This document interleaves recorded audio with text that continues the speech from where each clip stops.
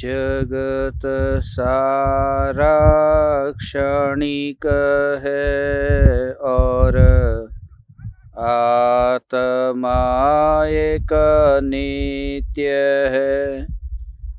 आत्मा का अनुभव बस एकमात्र नित्य है।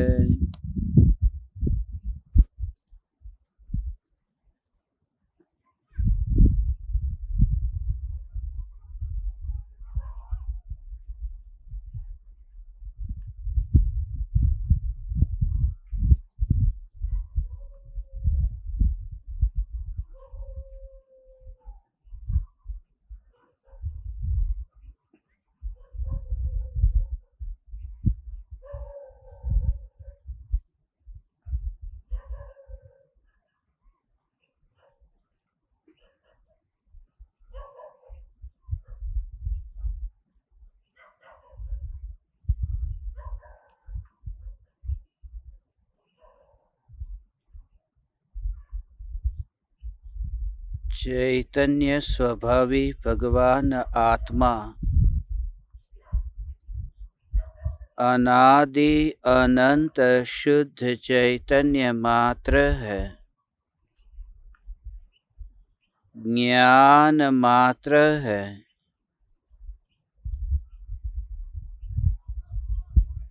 मैं शुद्ध चैतन्य मात्र, ज्ञान मात्र, भगवान आत्मा हूँ। प्रति समय यह जागृति बनी रहे। इस जागृति का नाम धर्म है।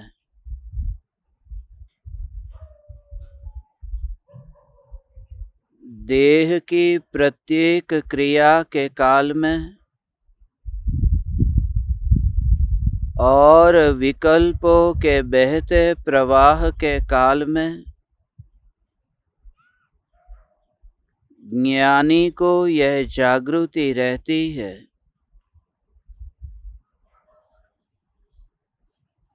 कि ज्ञायक भाव समस्त अन्य भावों से न्यारा है। समस्त पौद्गलिक भावों से न्यारा है। परिणाम मात्र से न्यारा है। यह ज्ञायक भाव ही मैं हूँ। भाव से भीतर ज्ञायक भाव का स्वरूप सुनने पर सुनने की क्रिया से भी भेद ज्ञान वर्तता है। पर्याय परिपक्व होती है और अनंत काल के लिए चैतन्य स्वरूप में अभेद होने के लिए अनंत पुरुषार्थ करती है।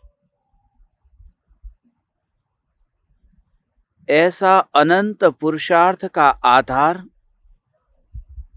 यह चैतन्य परमात्मा ही मैं हूँ।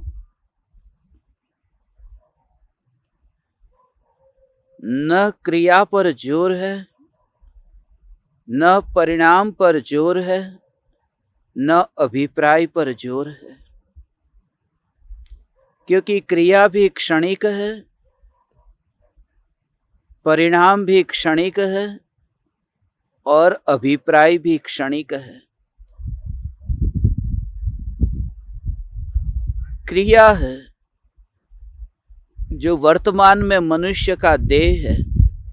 ये देह के परमाणु फिर बैर बिखेर होकर के राख हो जाएंगे,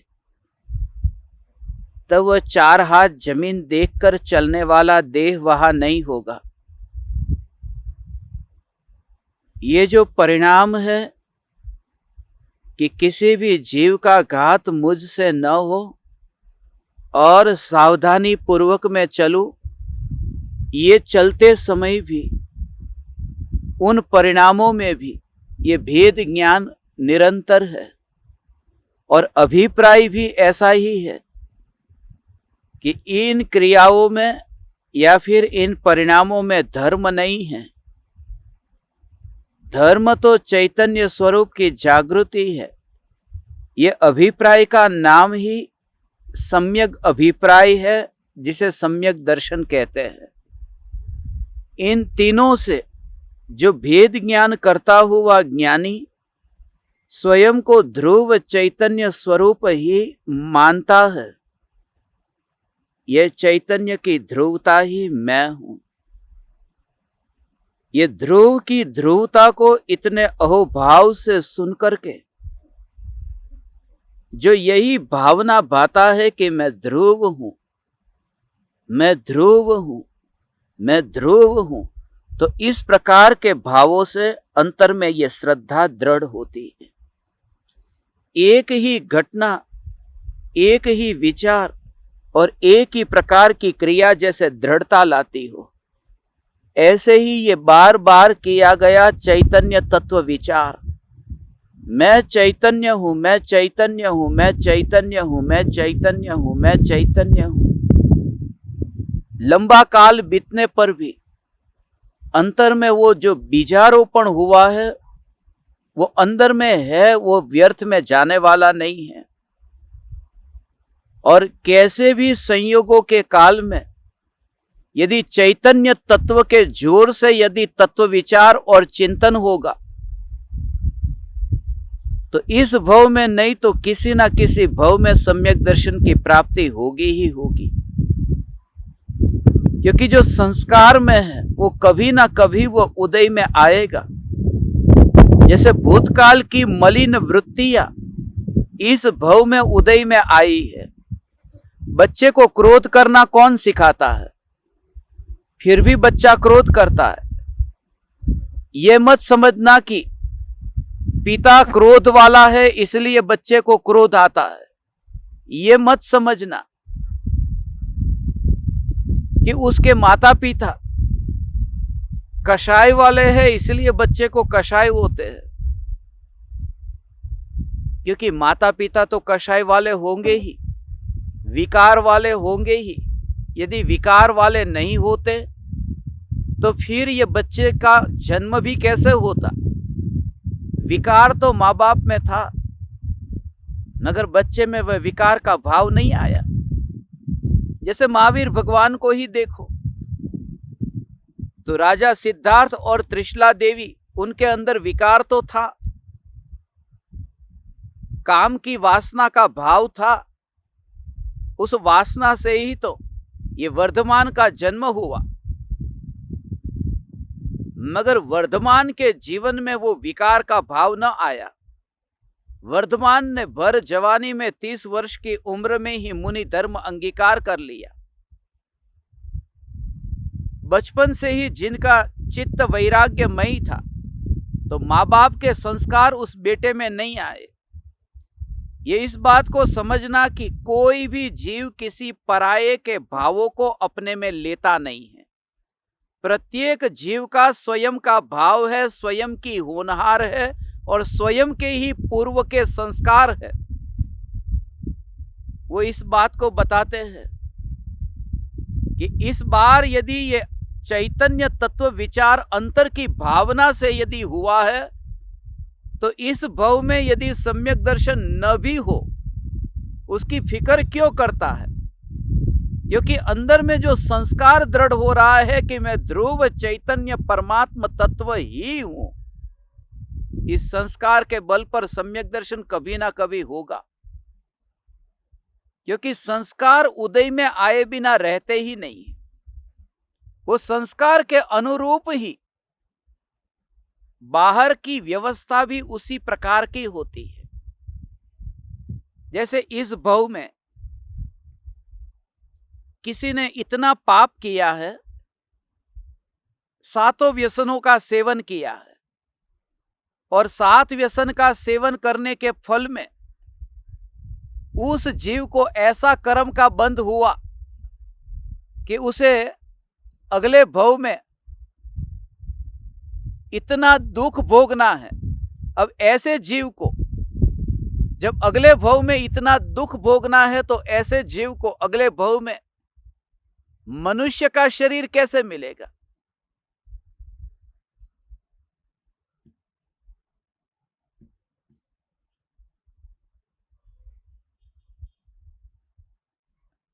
क्योंकि अगले भव में यदि मनुष्य का शरीर मिला तो क्या होगा? मनुष्य का शरीर मिला तो अगले भव में किसी ने उसको तलवार से गला काट दिया, मनुष्य का भव खत्म हो गया। अब उसका जो अगले भव में दुख भोगना था वो भोगना ही नहीं पड़ा, क्योंकि एक बार में मर गया। जब उसे बार बार कटना हो और दुख को भोगना हो तो उन्हें ऐसा ही शरीर मिलता है। यही तो विशेषता है धर्म के क्षेत्र में। पूज्य गुरुदेव श्री कांजी स्वामी कहते थे, कोई व्यक्ति अपने जीवन में एक हत्या करे तो उसे एक बार फांसी की सजा मिली, और कोई 100 हत्या करे तो उसे एक बार ही फांसी की सजा मिलेगी। किसी एक महान व्यक्ति की हत्या करे तो भी एक बार फांसी मिलेगी, और 100 महान व्यक्ति की हत्या करे तो भी फांसी मिलेगी। नाथूराम गोडसे ने एक गांधी जी को मारा तो उसे फांसी मिली, मगर गांधी जी के साथ में और भी तो थे। यदि उन सभी को मारता तो नाथूराम गोडसे को कोई 100 बार फांसी की सजा नहीं मिलती। इस लोक का ये कानून जो है वो ऐसा है कि एक बार जो अपराध करे या 100 अपराध करे, सजा उसे एक बार फांसी की मिलेगी। मगर कर्म का सिद्धांत अलग है। कर्म का सिद्धांत ऐसा है कि एक हत्या की है तो अगले भव में उतना फल भोगना होगा। 100 हत्या की है तो उससे 100 गुना फल भोगना ही पड़ेगा। जैसा उसका अंदर में अभिप्राय है, जैसे उसके परिणाम हैं, उस प्रकार के कर्म को अगले भव में भोगना पड़ेगा। इसलिए यह कर्मों की व्यवस्था ऐसी है, कर्म का सिद्धांत ऐसा है।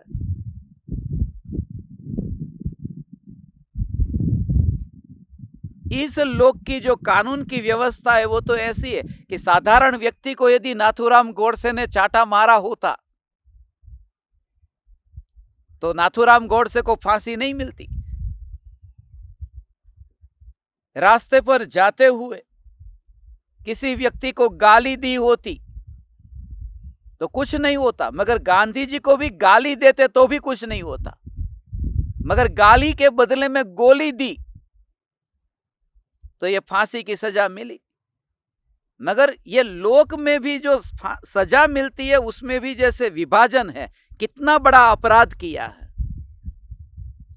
प्रकृति ऐसी व्यवस्था करती है कि यहां इस भव में जिसने बकरे को काटा है, मुर्गे को काटा है, जिंदा प्राणियों को काटा है, और ऐसे प्राणियों को काटा कि जिनकी वेदना अपने हाथ में खाली एक सुई चुभ जाए तो इतनी वेदना होती है।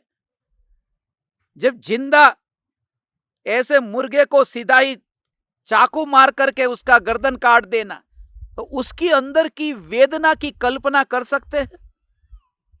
हमें खाली एक सुई चुभती है तो ऐसा हाल होता है। जिंदा बकरे को जब कोई काट देता है, और एक बार नहीं, इतने कितने कितने बकरे मुर्गे आज पूरी दुनिया में कट रहे, मर रहे, तो ऐसे लोगों के लिए भी व्यवस्था है। कर्म का सिद्धांत माफ नहीं है। जितना कठोर परिणाम है उसका परिणाम का फल भोगने का परिणाम का परिणाम भी उतना ही कठोर है। तो क्या होगा कि अगले भव में वो मनुष्य होगा। आज इस भव में किसी ने मुर्गे को काटा, दूसरी बार काटा, तीसरी बार काटा, चौथी बार काटा, कि अभी तुझे अगले भव में मुर्गा बनना पड़ेगा, कि वो भी तुझे काटेगा। मगर अगले भव में तू मुर्गा बनेगा तो तुझे एक बार काटेंगे तो तू खत्म हो गया, तेरा पाप तूने भोग लिया। क्योंकि तूने 100 मुर्गे को मारा तो तू एक बार मुर्गा बनकर के कट गया। तो अब क्या होगा? तो ऐसे जीव अगले भव में मुर्गे नहीं बनते। मुर्गे को काटने वाले अगले भव में नारकी बनते हैं, कि जहां पर उसको 100 बार नरक के नारकी के शरीर के टुकड़े टुकड़े करे, और तिल तिल जितने शरीर के टुकड़े करे, और फिर भी मौत न हो। अगले भव में ये कसाई मुर्गा होता तो एक बार मर के मामला खत्म हो जाता, बात वहीं समाप्त हो जाती। मगर नरक का भव ऐसा है कि वहां इतनी बार काटे, तिल तिल जितने टुकड़े करे नार की एक दूसरे के लड़ करके, तो भी मौत नहीं होती। क्यों नहीं होती? ये प्रकृति की व्यवस्था आपको बता रहा हूं। प्रकृति की व्यवस्था ऐसी है कि जब किसी जीव को पाप के फल को भोगना हो तो प्रकृति ऐसी व्यवस्था करती है कि वो ऐसे भव में जाकर जन्म लेता है कि जहां बार बार काटने पर भी वो मरेगा ही नहीं। नहीं तो ऐसा नहीं लगता कि स्वर्ग का देव देखो, मनुष्य का भव देखो। मनुष्य का भव मिलता है तो मनुष्य के भव में हमें लगता है कि जीने को हमें इतना जीवन मिले। मनुष्य का भव मिलता है तो ऐसा लगता है कि हमारा जीवन समाप्त ही नहीं हो, और ज्यादा जीव, मौत आए तो भी डॉक्टर को बुलाते हैं कि कैसे भी करके मुझे ठीक कर दो, मुझे मरना नहीं है। अच्छा नहीं लगता है ना मरना। अब यही नारकी को मिला कि जा तो नरक में गया तो 10,000 साल तक कम से कम मरेगा नहीं। नरक का जो आयुष्य कम से कम 10,000 साल का। अब जो मनुष्य 100 साल के अंदर मर जाता है, और वो भी 100 बार नहीं, 100 से ज्यादा बार तो अपने जीवन में डॉक्टर के पास में हम में से बैठे हुए लोग गए होंगे, तो भी 100 साल के अंदर मर जाते हैं। और नारकी डॉक्टर के पास जाता ही नहीं है और 10,000 साल बिना बिंदास जी लेता है, विदाउट एनी ट्रीटमेंट। वो जीता इसलिए नहीं है, उसे वहां कटना है, कटना है, कटना है। ऐसा प्रकृति ये व्यवस्था करती है। ये कर्म का सिद्धांत किसी को नहीं छोड़ता। और ये बात इसलिए कह रहा हूं कि जैसे जिस जीव के परिणाम होते हैं, भाव होते हैं, तो अगले भव में शरीर भी ऐसा ही मिलता है। सर्कमटेंसेस भी उसको उसी प्रकार के मिल जाते हैं। ये इसलिए कह रहा हूं कि हम अभी जो यहां पर इस मनुष्य के शरीर में आए हैं और ये चैतन्य परमात्मा की पुकार सुन रहे हैं, वो ये बताता है कि पूर्व भव के जो हमारे भाव थे, उन भावों के निमित्त से हमें यहां पर ये देह मिला है। माने पूर्व में ये कोई ना कोई चैतन्य का बीजारोपण किया था, ये संस्कार डाला है, तभी तो ये योग मिला है। ये ऐसा अहोभाव आए। इस जगत में सभी को अपनी भूमिका अनुसार यथा योग्य सर्कमटेंसेस, ये संयोग ऑटोमेटिक मिलते हैं। ये पूर्व भव के संस्कार जानो और संस्कार के अनुरूप जीव ऐसे ही जाता है। अब सहदेव और नकुल स्वर्ग में क्यों गए? क्योंकि जिनको अब एक भव में मोक्ष में जाना है, थोड़े से कर्म बाकी है, तो वो ऐसे ही स्वर्ग में जाएंगे, सर्वार सिद्धि के देव बनेंगे। कि जहां सर्वार सिद्धि के देव एक भव में ही, माने नेक्स्ट लाइफ में देव का भव छोड़ करके मनुष्य होकर के मोक्ष में जाते हैं। वो नियम से एक भवतारी, एकावतारी होते हैं, तो उनका जन्म भी अगले भव में वहां पर ही होगा कि जहां से मर करके फिर वो मनुष्य होकर के मोक्ष में जाए। इसमें हमारे विकल्प कहीं काम में नहीं आते। जब हमारे पाप के उदय आने वाले हो, हम अपनी ही साइड में गाड़ी चला रहे हो, मगर सामने वाला रॉन्ग साइड में आकर के गाड़ी ठोक देता है और अपन अस्पताल में जाकर के मरते हैं, तो क्या उसको निमंत्रण दिया था? कोई इनविटेशन कार्ड भेजा था कि तू सामने आ? मगर ये कुदरत का न्याय है, ये प्रकृति की व्यवस्था है, ये ऑटोमेटिक ये सब हो जाता है।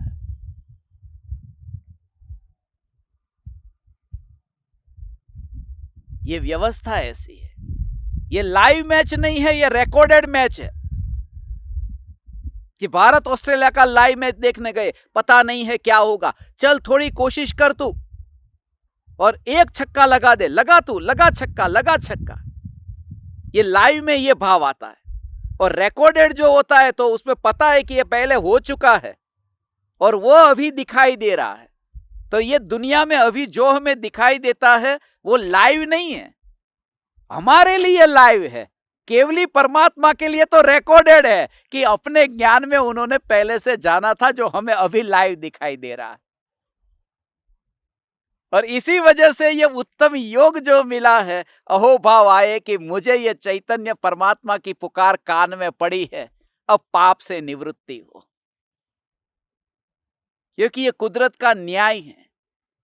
कोई जीव कितना भी दान दे, कितना भी व्रत करे, कितना भी तप करे, मगर जीवन में यदि करुणा का भाव नहीं है, वात्सल्य का भाव नहीं है, संवेदनशीलता नहीं है, मानवता नहीं है, जिनके परिणामों में इतनी कोमलता नहीं है, उनके आत्मा में यह चैतन्य तत्व का बीज अंदर में आएगा कैसे?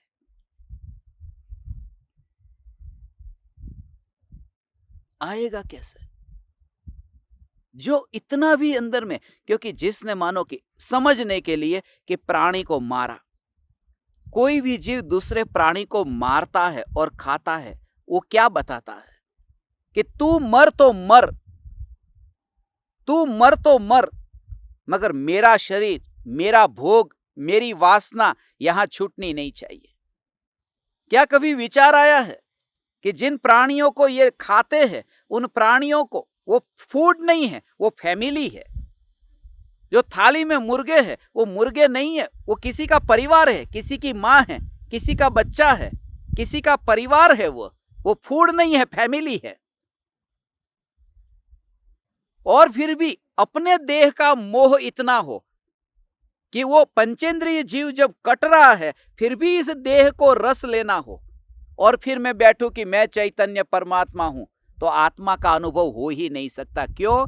क्योंकि इस शरीर का मोह इतना लेकर के बैठा है और कहे मैं आत्मा हूं, आत्मा हूं, तो कैसे ये मोह छूटेगा?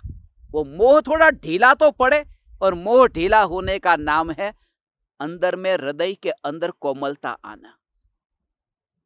और हमेशा कि करुणा का भाव वहां से शुरू होता है जो हमारे ज्ञान में, जानने में आता है। दया वहां से ही शुरू होती है। ज्ञान का विषय जो होता है वो राग का विषय बनता है। ये नियम जानो। अब मैंने चींटी को देखा और मुझे राग आया कि चींटी मेरे पैर के नीचे न मरे। ये राग कब आया? जब मैंने चींटी को देखा तो न। ये नियम जानो कि जो ज्ञान में, जानने में आएगा, उसके प्रति ही राग होगा या द्वेष होगा। मैं कहूं सुमेरु पर्वत के प्रति आपको राग है या द्वेष है? आप कहेंगे सुमेरु पर्वत है कहां, कैसा है, कुछ भी नहीं पता। राग द्वेष उनमें ही होते हैं। इसलिए तो मुनिराज जब चलते हैं तो करुणा का भाव आता है, इस जीव के ऊपर पैर न रखूं, इस चींटी के ऊपर पैर न रखूं। दिखाई दी तभी तो वो पैर नहीं रखेंगे। जो दिखाई ही नहीं दी उसको कैसे बचाएंगे? तो ये नियम जानो कि राग का भाव, करुणा का भाव उनके प्रति आता है जो पहले दिखाई देता है, और वहां से ही शुरुआत होती है। आलू प्याज में भी जीव है, मुर्गे में भी जीव है, मगर मुर्गे का जीव, उसका कटना, उसकी विरह, उसकी वेदना, उसका तड़प, वो आंखों से दिखाई देती है। और जो पहले दिखाई देता है, उन पापों से पहले छूटना चाहिए। बड़े पापों से छुटकारा पहले हो और छोटे पाप से बाद में। यही वितरागी भगवान की वाणी का, ये उपदेश का सार है। सबसे पहले तू बड़े पाप को छोड़ और बाद में छोटे पाप को।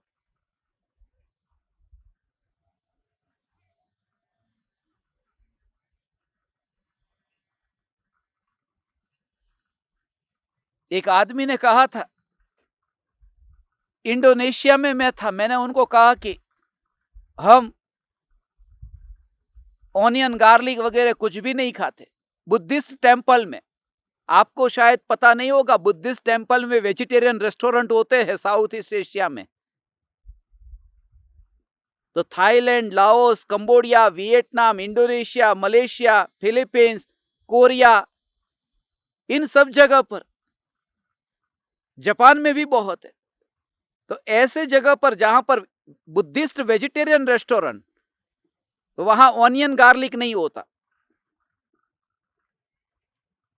वो प्याज और लहसुन को अभक्ष्य मानते हैं। बुद्धिस्ट वेजिटेरियन रेस्टोरेंट में, मगर वहां अंडा होता है, अंडे को वेजिटेरियन मानते हैं। उनके रेस्टोरेंट में जाकर के मैंने देखा, बोला ये तो अंडा है। बोले हाँ अंडा है, मगर नो ऑनियन नो गार्लिक, प्याज लहसुन के बिना का अंडा है। अब जो संगनी पंचेंद्रिय जीव हो, पंचेंद्रिय जीव हो, उसको वेजिटेरियन कहता है। यदि अंडा वेजिटेरियन है तो अंडे का पेड़ का नाम क्या है? तो इतनी हिंसा, जो बड़ी हिंसा है उसको पहले छोड़े, फिर धीरे धीरे जो नहीं दिखाई देता उनको भी छोड़ना। ये जिनागम का न्याय जानो, बड़ी हिंसा पहले छूटती है, बाद में छूटी। और ये इसलिए कह रहा हूं कि सबसे बड़ा पाप पहले छूटे, बाकी पाप बाद में। और सबसे बड़ा पाप एक ही है, उसका नाम मिथ्यात्व है। वो पहले छूटे। गुस्सा ज्यादा तुम्हें आता है, जेब में माल आ गया तो अभिमान आता है, किसी के खिलाफ चालबाजी करने का विचार चल रहा है, या फिर तिजोरी में थोड़ी जगह खाली है तो भरने का भाव आया, लोभ का, वो सब चलेगा। सबसे पहले बड़ा पाप पहले छूटे, वो मिथ्यात्व है। मगर इसका विचार हम करते ही नहीं, हम उल्टे से यात्रा शुरू करते हैं। हम पानी तो छान छान करके पीते, कहते ना पानी पियो छान करके, और चींटियों को मारो जान करके। तो पहले बड़े पाप से छूटे। करुणा वहां से शुरू होती है, जो आंखों से दिखाई देता है, आंखों से दिखाई देता है, वहां से शुरू होती है। हमें पानी के जीवों के प्रति करुणा का भाव आता है, आलू के जीवों के प्रति करुणा का भाव आता है, और मनुष्य के प्रति वो करुणा का भाव नहीं आता। वहां परमात्मा क्यों नहीं दिखाई देता? प्रत्येक आत्मा में वह भाव कि प्रत्येक आत्मा परमात्मा है, मगर वो दिखाई नहीं देता। दिखाई देता है शरीर, और शरीर दिखाई देता है तो करुणा का भाव शरीर को। इसलिए पहले कहा कि पहले पंचेंद्रिय जीवों का घात, पहले त्रस जीवों का घात छूटता है, फिर स्थावर जीवों का घात छूटता है। ऐसे क्रम से करते करते हुए पंचेंद्रिय से नीचे, और सबसे बड़ी हिंसा पंचेंद्रिय का घात, और उससे भी बड़ी हिंसा है अतीन्द्रिय का घात। अतीन्द्रिय माने त्रिकाली ध्रुव चैतन्य परमात्मा का घात। ये पंचेंद्रिय जीव जो है, ये भैंस है, देखो इतनी भैंस है, ये इनका घात इतना बड़ा घात नहीं है जितना बड़ा घात अतीन्द्रिय चैतन्य परमात्मा का घात है।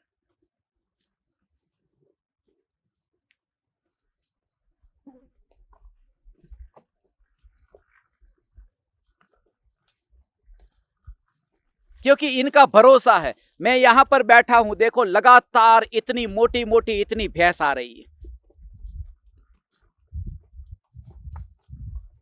अभी ये भैंस मेरे ऊपर चढ़ जाएगी तो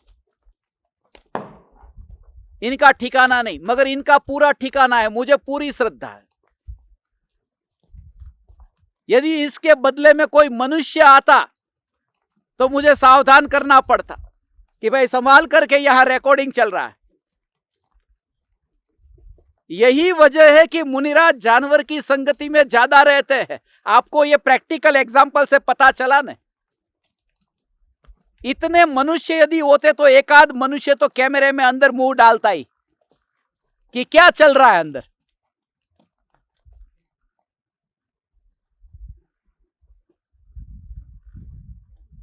ये प्रकृति, इसको भी मैंने कहा आमंत्रण दिया, क्योंकि जिस टॉपिक को समझाना है, कब से आपको पंचेंद्री का दृष्टांत दे रहा हूं, और मुझे तो पता भी नहीं था। ये तो परमात्माओं का मेला इकट्ठा हो गया।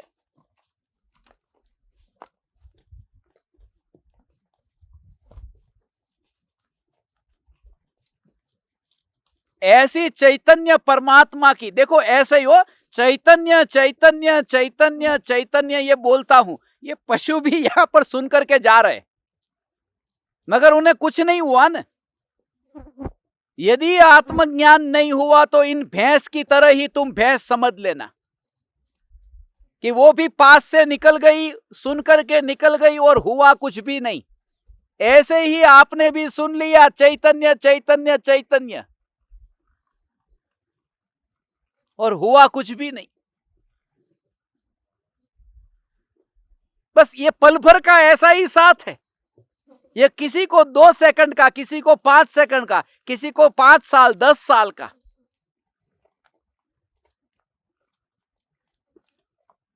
मुनिवर राम सिंह आज पाहुड़ दोहा में इसी पर कहते हैं कि आत्मा की भावना भाना और इस प्रकार के योग में रहना, ये महा महा महा पुरुषार्थ है।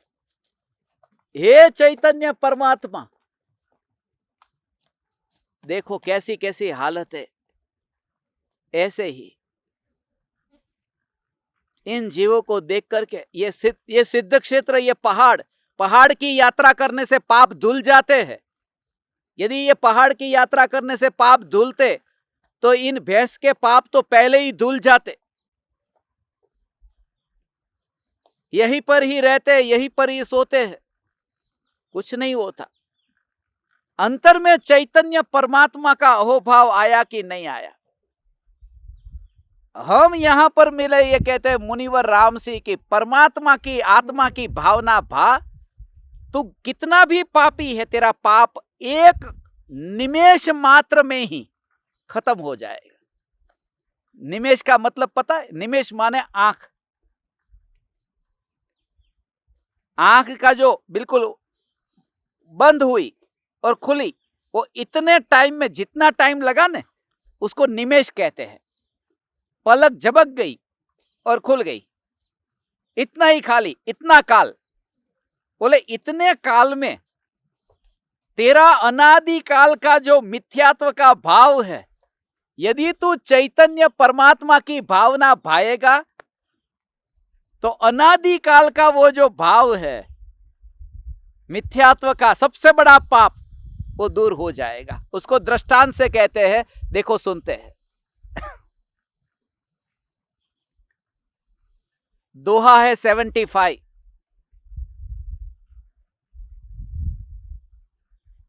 अपाये विभावी यई नासई पावु खणेण सुरुविनाशई तिमिररो एकलहु निमिषेण।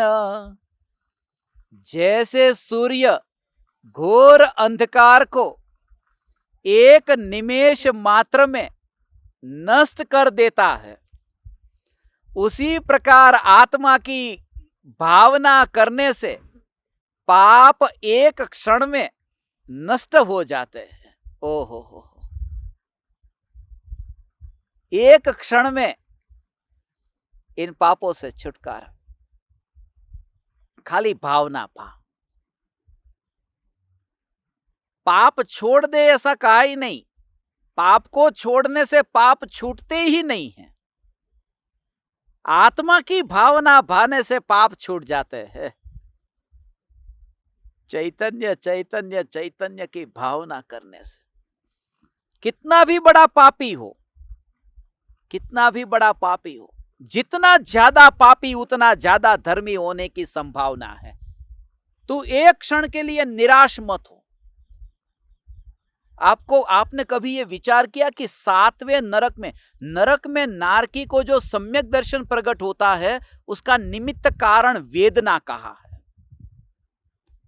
इतनी वेदना शरीर में होती है कि सम्यक दर्शन का निमित्त बन जाती है।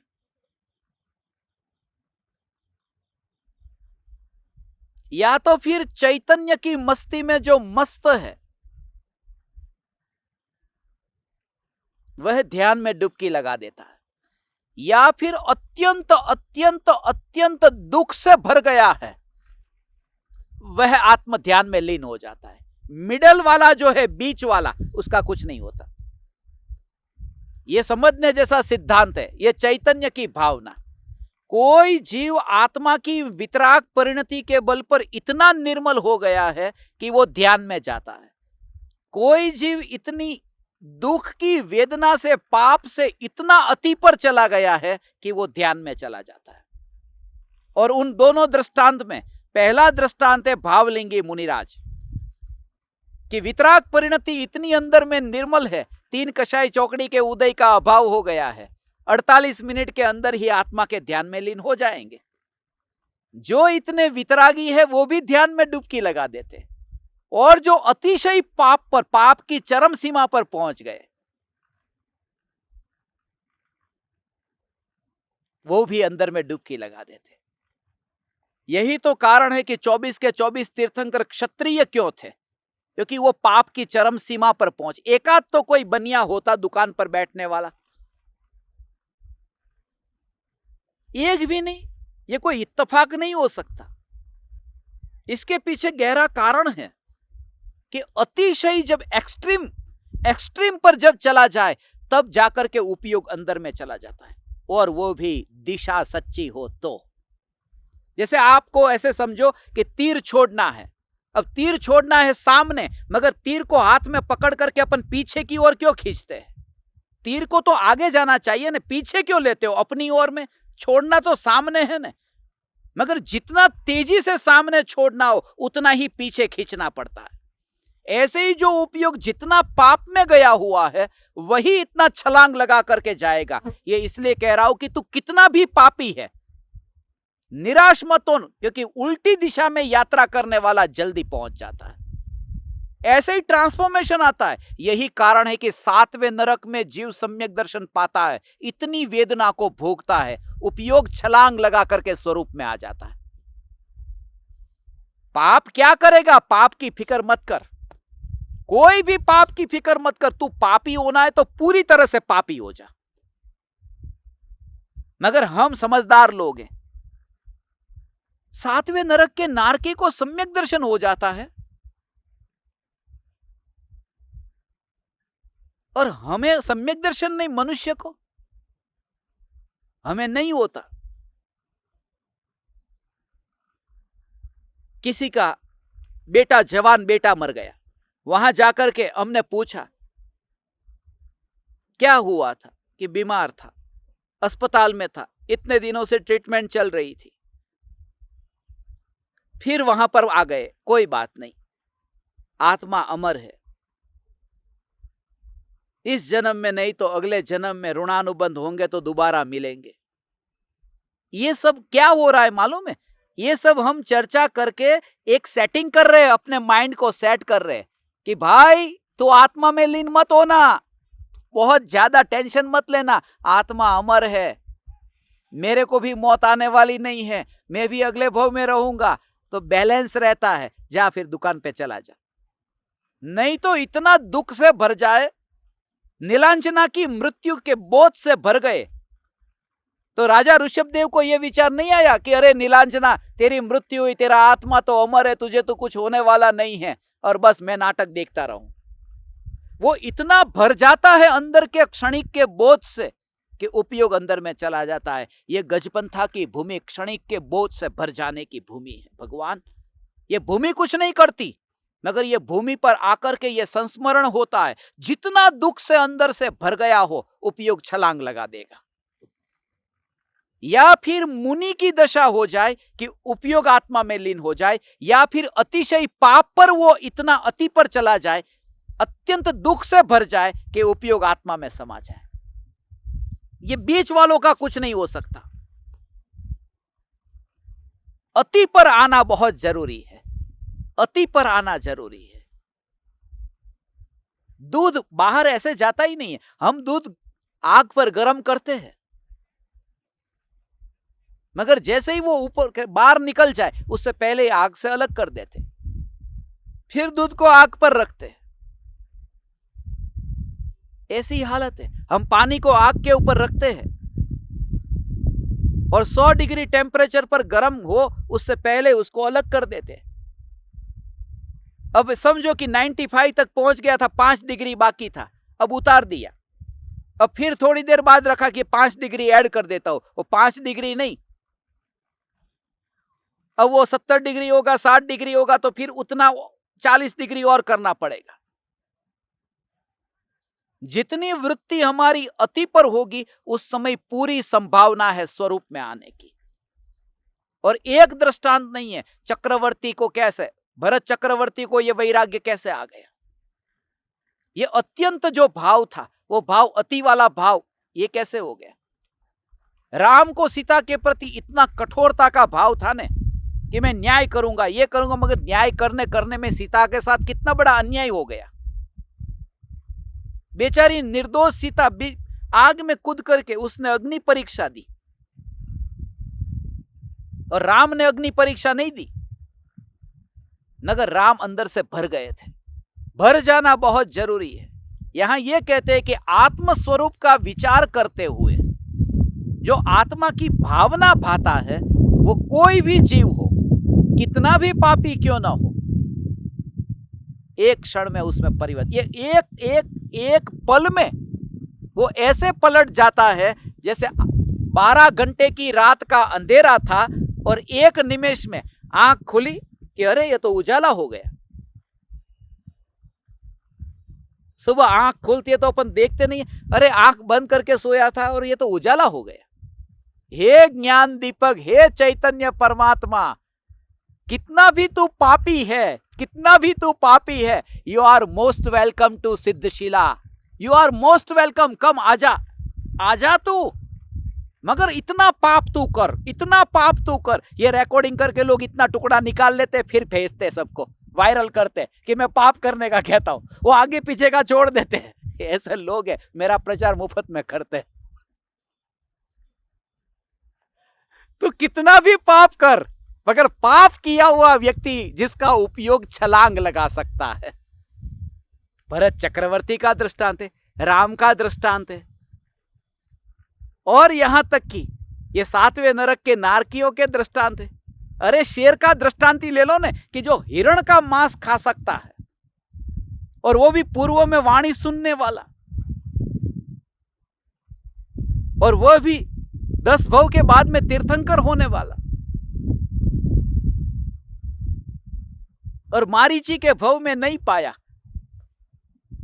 और शेर के भव में पा लिया।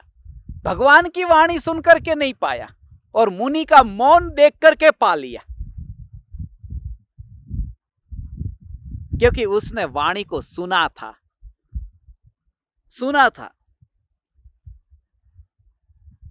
मैं 2 दिन से डॉक्टर साहब को कह रहा हूं कि ये वाणी को सुनो, नहीं समझ में आए तो विरोध करो, गालियां दो, कितना भी विरोध करो, मगर छोड़ करके मत जाओ, सुनो। वो मारीची ने आदिनाथ भगवान का विरोध किया, 363 झूठे मत की स्थापना की, मगर फिर भी मारीची ने पाया ने। इसलिए 2 प्रकार के लोग, एक प्रवचन सुनते सुनते सो गया और एक दूसरा प्रवचन सुनते सुनते सुन करके गाली देने लगा। गाली देने वाला बेटर है, क्योंकि उसने सुना तो है, उसके विचारों में चालू हो गया है, खाली इतना है कि ना, इतना कह रहा है। और जो सो रहा है उसको तो पता ही नहीं है कभी हाँ कहेगा क्या। हे ज्ञान दीपक, तुझे कहता हूं, तुझे सम्यक दर्शन होगा। किसके बल पर? तू सुन रहा है, सुन रहा है ना। ये तेरा मनुष्य जीवन का ये समय व्यर्थ नहीं जाएगा। तूने इन्वेस्टमेंट किया है ये स्टॉक एक्सचेंज में,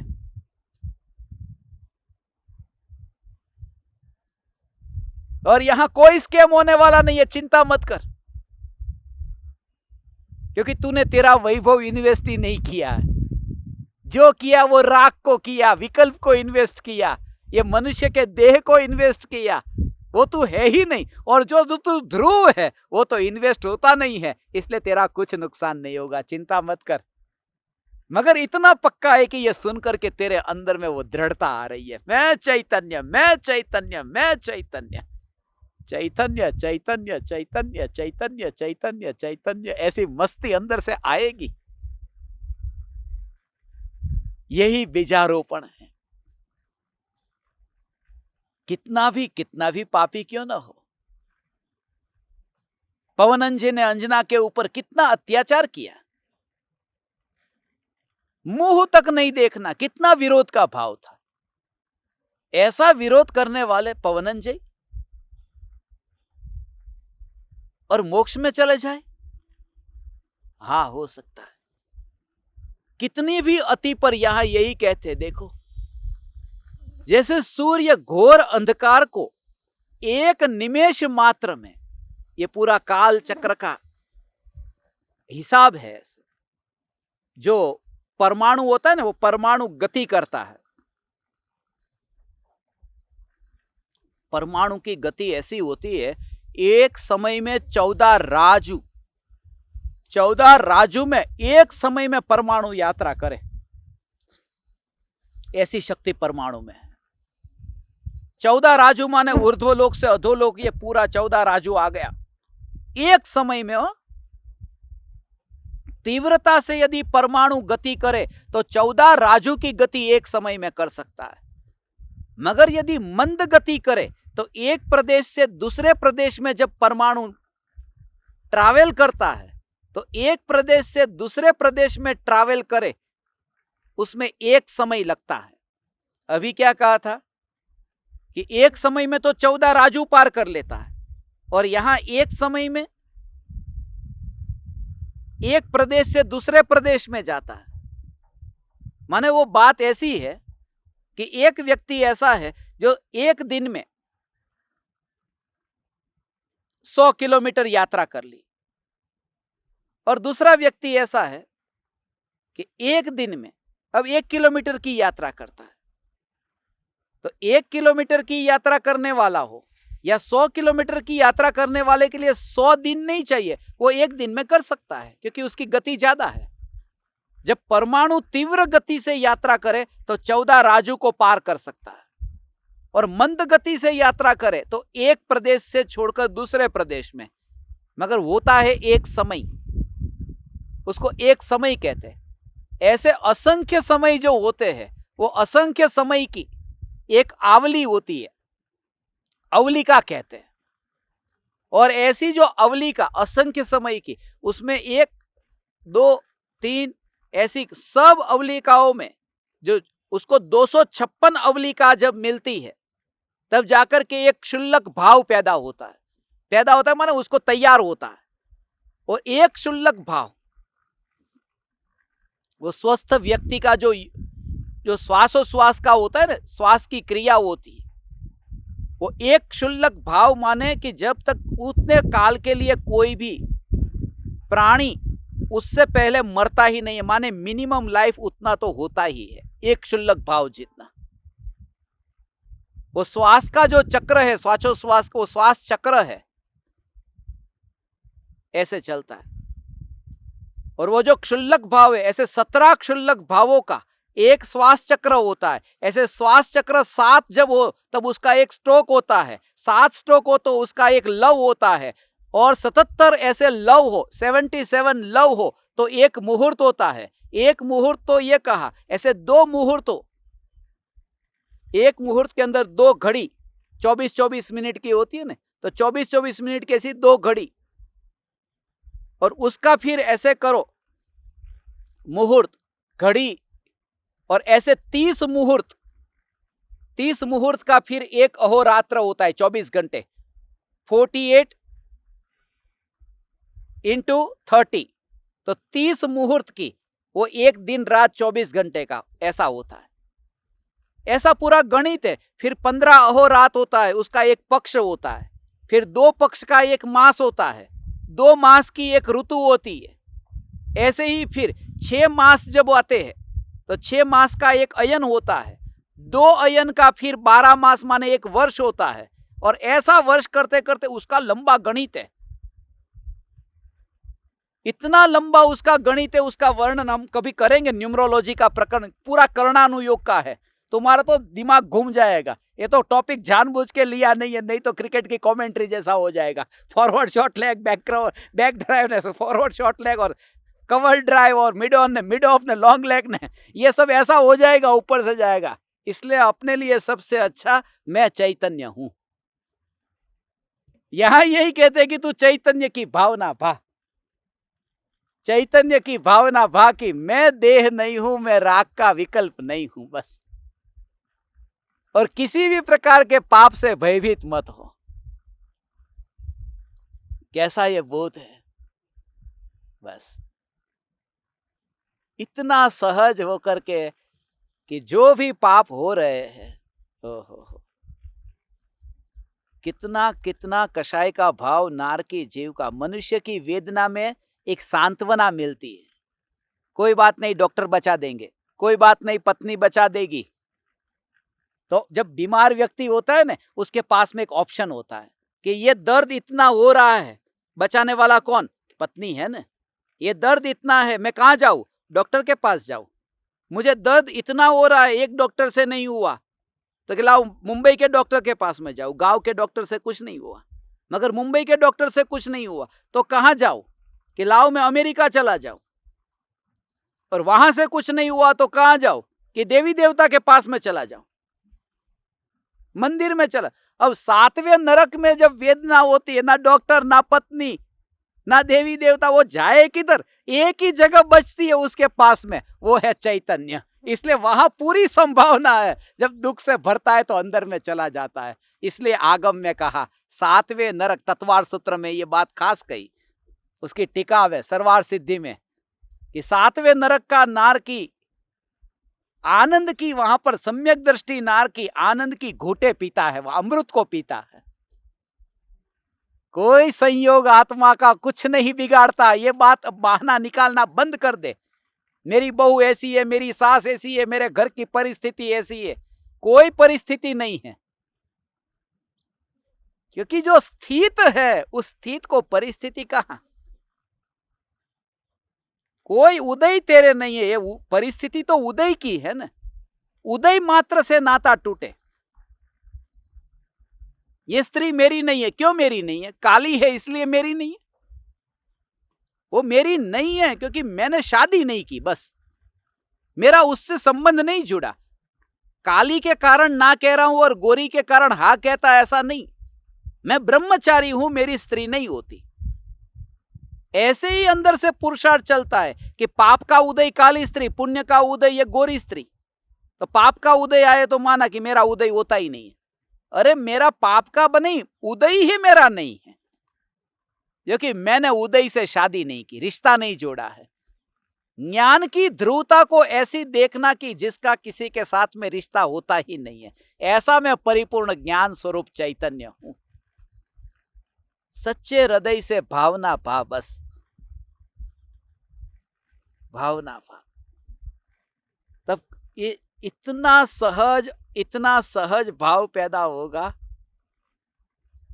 विकृति है तो भी निराश मत हो। शरीर शरीर का काम करेगा, परिणाम परिणाम का कार्य करेगा, वृत्ति वृत्ति का काम करेगी, मगर श्रद्धा का मुख चैतन्य से न हटे, चैतन्य से न हटे। ये अधूरी दशा है तो ये होगा जब कोई काम ठीक पर न हो, ठीक समय पर न हो। होता ठीक समय पर है, मगर आपको लगे नहीं हुआ तो क्रोध आएगा। मत फिकर कर वो क्रोध आया उसकी, हीनता मतला अपने अंदर के, अरे ऐसा पापी। अधूरी दशा वाले को नहीं आएगा। पापी को पाप के भाव नहीं आएंगे तो किसको आएंगे? चिंता मत कर। जिस भूमिका में उस भूमिका के अनुसार पाप आ रहा है, मगर वो पाप मैं नहीं हूं। पाप की भावना क्यों भाता है? मैं चैतन्य हूं। ये भावना पा, यही भावना पा, मैं चैतन्य हूं।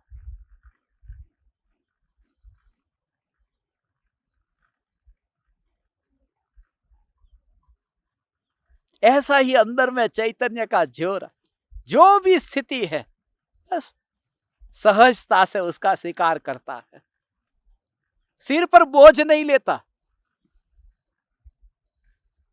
एक गांव की घटना मुझे स्मरण में आई, वो बता देता हूं।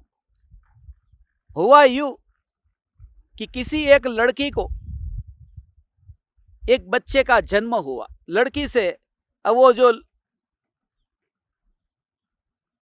उस बच्चे का जो बाप था उसका कुछ ठिकाना नहीं था, पता नहीं था। माने लड़की को तो पता था, गांव वाले को पता नहीं था। लड़की ने सोचा अब करूं तो करूं क्या। एक उपाय है कि वहां पर एक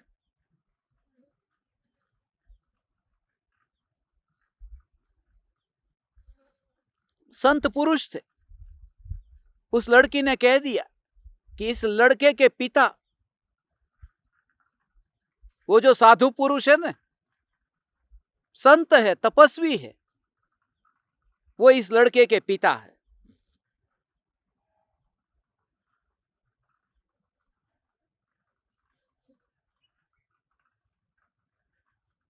गांव के लोगों को इतना गुस्सा आया, वो बच्चे को लेकर के उस संत के पास में गए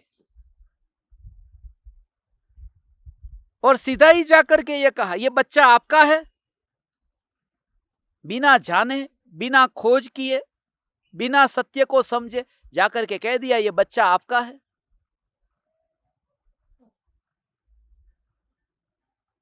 वो तो सिर्फ देखते रहे संत। उन्होंने जैसे ही उस बच्चे को देखा, अंदर से लगा कि इस बच्चे का बाप कोई तो होगा। मगर तब तक गांव के लोगों ने कह दिया, ये बच्चा आपका ही है ना। अब ही लग गया, ये बच्चा आपका ही है ना।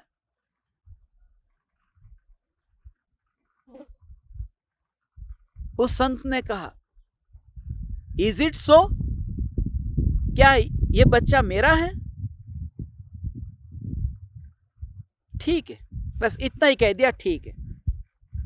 और गांव के लोग उस बच्चे को उधर ही छोड़ करके चले गए। इतना गुस्सा आया कि यह संत है कि कौन है।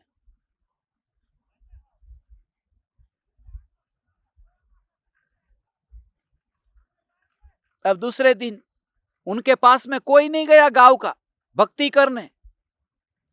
मगर जब दूसरा दिन सूरज उगा, अब भूख लगी तो भिक्षा मांगने के लिए वो निकले। अब बच्चे को लेकर के निकले, कौन भिक्षा देगा आज? पहली बार ऐसा हुआ था कि कोई संत किसी बच्चे को हाथ में लेकर के भिक्षा मांगने निकला हो। गांव में गए, गांव के सब लोगों ने दरवाजे बंद कर दिए, कोई भिक्षा देने को तैयार नहीं।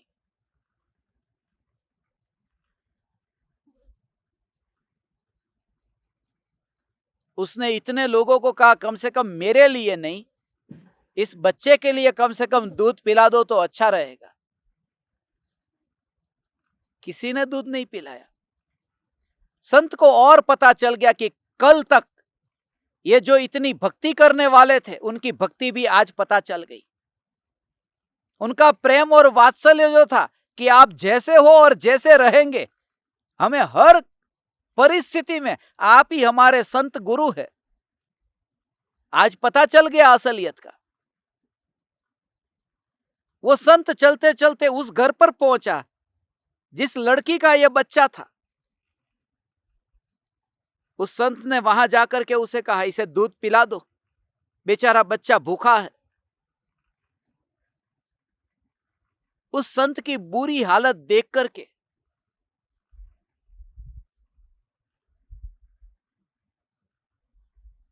लड़की को इतना अंदर में खेद हुआ, मगर किसी को पता चल जाएगा तो उसने भी दूध नहीं दिया। यह संत पूरे गांव में घूमता फिरता फिर वापस अपनी कुटिया में आ गया। जब लड़की से नहीं रहा गया तो लड़की ने गांव वालों को बता दिया कि वो जो बच्चा है, उस बच्चे का बाप वो संत नहीं है, उसका बाप तो कोई और है। मगर मैंने बदनामी के भय से उस संत का नाम ले लिया था, मुझे माफ करना। अब गांव के सब लोग पहुंच गए और जाकर के फिर हाथ जोड़ करके विनम्र निवेदन किया कि आप हमारे वहां पधारे, आहार के लिए पधारे, हमें माफ कर दे, हमारा बहुत बड़ा अपराध हो गया, ये बच्चा आपका नहीं है। उस संत ने क्या कहा? संत ने कहा, इज इट सो, क्या ये बच्चा मेरा नहीं है? ठीक है, देखा तुमने दोनों में, ये बच्चा आपका है, ठीक है। ये बच्चा आपका नहीं है, ठीक है। ये बात बहुत छोटी लगती है, अटपटी लगती है, मगर उस लेवल तक पहुंचा हुआ जो व्यक्ति है ना, ये तो दृष्टांत है। मगर इसको ऐसे समझना, ज्ञानी के जीवन में कभी कोई हथियार लेकर के आए या फिर कोई फूल का हार लेकर के आए, क्षमा मांगने आए, गालियां बरसाने आए या फिर अमृतवाणी बरसाने आए, वह अपना रेनकोट पहन करके बैठे, वह प्रोटेक्शन के साथ में बैठे, उन्हें कुछ नहीं होता। ठीक है, बस ठीक है। यहां तक कि उस संत ने तो बोल दिया, ठीक है चलो, तुमने ये आरोप लगाया, ठीक है, तुमने ये आरोप लगाया था वो वापस ले लिया, ठीक है। उस लड़की ने भी जाकर के कहा कि जब आपको पता था कि ये बच्चा आपका नहीं है तो क्यों कह दिया कि ये बच्चा, गांव के लोग कह रहे थे ना, आपने क्यों स्वीकार कर लिया? तो लेकिन जब मेरे ऊपर इतनी गालियां पहले से ही आ गई है, फिर मैं ज्यादा झंझट में पड़ा नहीं। एक को तो गाली आ गई ने, अब दूसरे के पास में फिर और गाली जाए, इसलिए गाली को मुझे आगे फैलाना नहीं था। एक का मकान तो इन गांव वालों ने जला ही दिया था, फिर किसी दूसरे लड़के का मकान जलाने जाए, इससे पहले ही मैंने वो जलते मकान को रोक दिया। मेरी दृष्टि कुछ और थी। ये बात बहुत बहुत बहुत हृदय को छूले ऐसी है कि जो पाप तुम्हारा नहीं है, उस पाप का यदि आरोप भी तुम पर लगे तो अलिप्त भाव से स्वीकार करता है, मोहित नहीं होता। ज्ञानी कहते कोई भी पाप मेरा नहीं है, कोई भी विकार मेरा है ही नहीं, फिर भी आया है आरोप मेरे ऊपर कि तू क्रोध वाला है, तू मान वाला है। ज्ञानी कहते ठीक है, ठीक है। और कभी कहे कि तू क्रोध वाला नहीं है, तू तो महागुरु है, तो भी ज्ञानी कहते हैं ठीक है। जब अज्ञानियों ने क्रोधी कह करके मुंह मोड़ लिया था, तब भी वो ज्ञानी मानता था कि मैं चैतन्य हूं। भरत चक्रवर्ती को जब पापी कहा था, 6 खंड को जीतने वाला, तब भी वो अंदर में तो थे चैतन्य हूं। और जब उन्होंने दीक्षा ली और केवल ज्ञान हुआ और दुनिया जाकर के उनके पैरों में जाकर के गिरी, तब भी वो तो यही मानते मैं चैतन्य हूं। ठीक है, ये धर्मी जीव का लक्षण है, ये धर्मी की पहचान है कि पाप कितना भी, आरोप कितना भी लगे, मगर भावना यही बनी रहे कि मैं चैतन्य हूं, ये उदय है। इसमें पूरा बोध गर्भित हो जाता है, हे ज्ञान दीपक जागृति रहे। एक पल के लिए भी जिसने आत्मा का चिंतन किया है, वह फिर बच नहीं सकता। उसका अज्ञान का अंधेरा ऐसे ही दूर हो जाता है जैसे रात्रि का अंधेरा निमेष मात्र इतने काल में ही दूर हो जाता है और प्रकाश से ये पृथ्वी भर जाती है। बस अलिप्तता, ये उदय मेरा नहीं है। ठीक है, ये ठीक है, ठीक है। तो कितनी भी अति वाला भाव होगा, उस अति वाले भाव में भी भाव पर जोर नहीं है, भाव में एकत्व नहीं रहा ने, बस तो ये पुरुषार्थ है।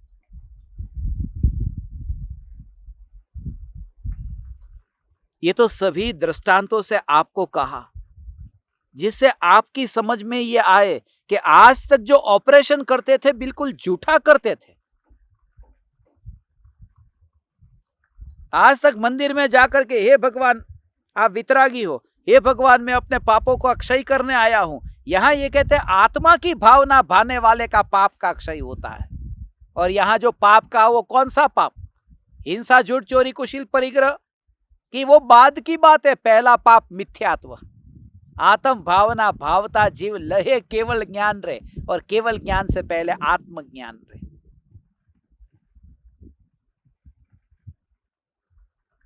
तो करिए इसी प्रयोग से आज का सत्संग, ये 75वां दोहा, उदय मेरा नहीं है, उदय से मेरा कोई नाता नहीं है। ये आरोप लगाया गया है, मैं हत्यारा नहीं हूं। और आरोप उसे ही कहते हैं जो सिद्ध अभी नहीं हुआ। ये इसका आरोपी है। आरोपी माने लगाया, एक्यूज्ड है, क्रिमिनल नहीं है। बस ऐसे ही आरोप लगाया है कि हे जीव तू पापी है, मगर तूने जब नहीं किया। सच कहता हूं, यदि पाप करने वाला कोई संत होता जिसका बच्चा होता ना, पहले ही चाटा मार के भगा देता, भागो यहां से। गुरु के प्रति इतना अनादर करते हो तुम। क्योंकि कषाय वाला व्यक्ति, जिसका पापी को गुस्सा आ जाता है, जिसके अंदर कपट नहीं है ना, वो चुपचाप बैठा रहता है।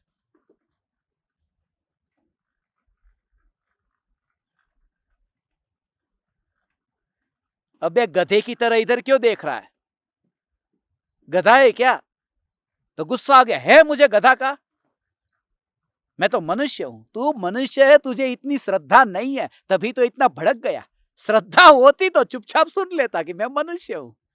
भड़क तो वही जाता है जिसको दृढ़ता नहीं है। कोई कहे कि तू रागी या द्वेषी, ज्ञानी कहते बस जो चलता है चलने दो, ठीक है। ठीक है का प्रयोग करना और चैतन्य की मस्ती में मस्त रहना, वेद ज्ञान करना। हमारा नियमित रूप से सत्संग होता रहेगा। ज्ञान दीपकों की मीटिंग भी 19 तारीख की शाम को 7:42 पर रखी है, जिसमें आप सभी के साधना के रिपोर्ट का पूरा ब्यौरा बताया जाएगा। जिन जिन का भी रिपोर्ट नहीं आया है, सब 2-3 दिन में भेज देना। 19 तारीख को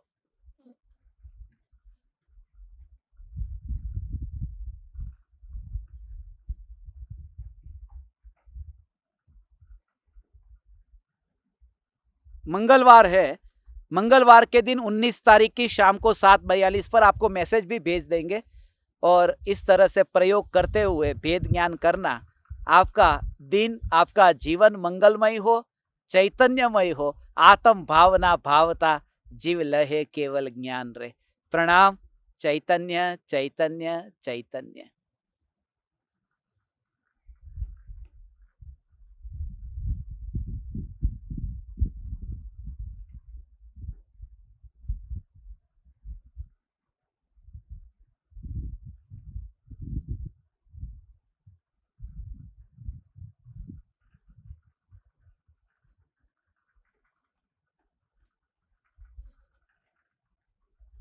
अहो अहो श्री सद्गुरु करुणा सिंधु अपार,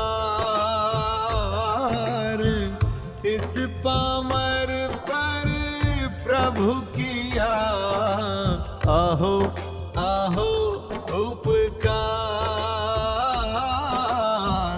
अहो अहो